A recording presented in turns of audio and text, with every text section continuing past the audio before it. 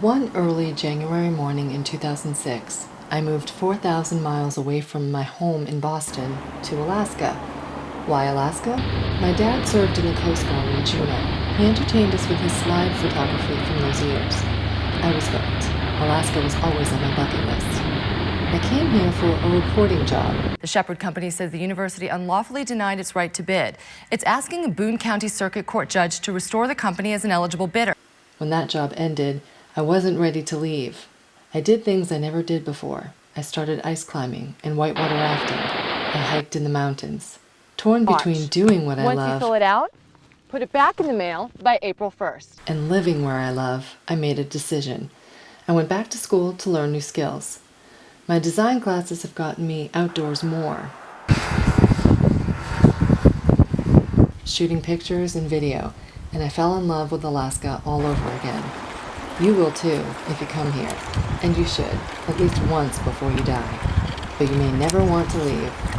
Alaska gets under your skin, and being so close to God's majestic creation keeps you in awe of Him. The mountains take your breath away, but they could just as easily take your life away. The rugged terrain is as unforgiving as it is beautiful.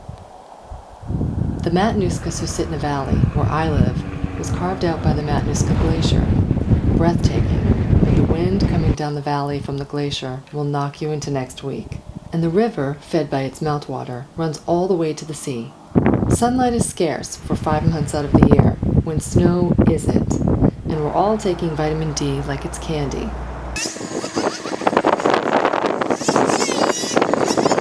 Snow machineries are everywhere, even where they're not supposed to be. It's our love of the outdoors and adventure, coupled with our independent and hardy natures, that bond us together here. Alaskans sacrifice a lot to live here. We think it's worth it. The beauty isn't just in the scenery, it's in the charming and quirky little towns dotting the state. Welcome to Talkeetna, population 876. This is downtown.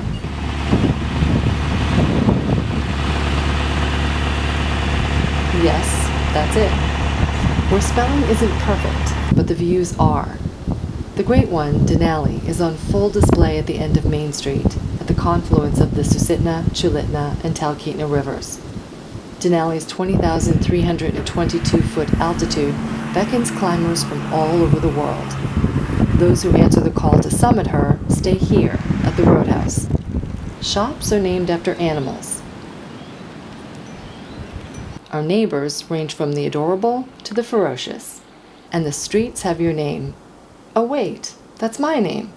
Well, the mountains are surely calling your name. So come to Alaska, to see it and to experience it, at least once before you die. It will change your life. It changed mine.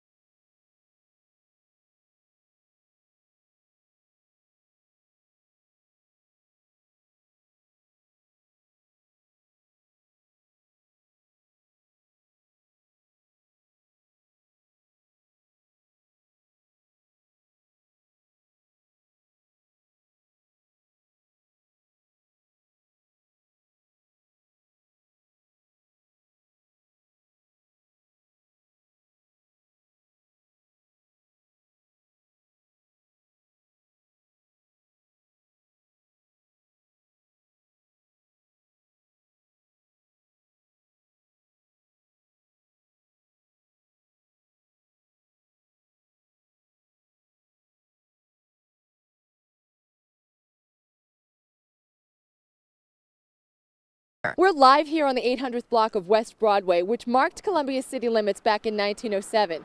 Today, advocates want this area listed on the National Register of Historic Places.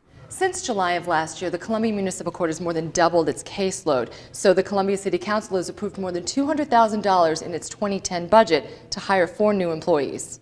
Well, it's not been allowed for 3 decades in Jefferson City, but the ink could be returning to the state capitol. Jefferson City Council members will consider allowing tattoo parlors back in the city. If they ran plastic, it's got to be up through that way. Imagine coming home from a vacation to find this, frozen pipes. The temperature in Columbia Monday morning was 5 degrees. Some people call, at 8 o'clock in the morning, kind of like these do, that, they need to get ready to go to work. Some people, they don't have to get up so early, so they call at noon or 1, I don't have any water. This is plumber Adam Davis's first call of the day for frozen pipes, but his 6th in recent days. He sends an electric current through the frozen pipes to thaw the water. The job can take 20 minutes to 2 hours. It's a lot of standing Or kneeling. around and waiting. In this house, the pipes freezing had as much to do with the cold temperature as the wind hitting this outside wall. If you find your pipes frozen, you want to be sure to keep the situation from getting worse. Try this.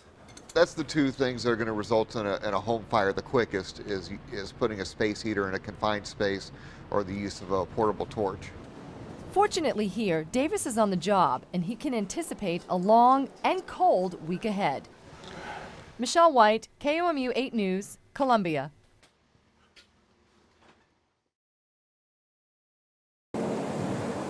The new year brings a new law for Missouri drivers. We'll look for that. Safety inspections for new vehicles will now be every 5 years instead of every 2 years. We get underneath the vehicle. Bryce Cottle owns Automotive Specialist. He says the price of the inspection is small compared to the amount of mechanical work a car needs in 2 years. And he says newer cars are built lighter, so safety inspections should become heavier. We're seeing a lot more suspension wear at an earlier age in the vehicle, which leads me to think that we're going the wrong direction when we're talking about vehicle inspections 5 years. He says minor problems can lead to major consequences. You wouldn't think that a cracked windshield would affect your airbag, but it would, and here's how. An airbag would fill this space, but if the windshield blows out because of the crack, then the airbag isn't as effective. Lori Alicia is married to a mechanic. I would love it. I think it'd be great to not have to go every 2 years, but I don't think that's the right thing. She agrees with Cottle that more frequent safety inspections should be a matter of law, not choice. Michele White, KOMU 8 News, Columbia.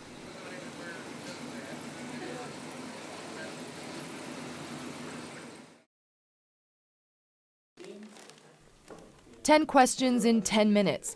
That's how long the 2010 census will take, according to the U.S. Census Bureau. Mid-Missouri community programs who partner with the census gathered in Columbia to talk about the confidentiality and the importance of the count.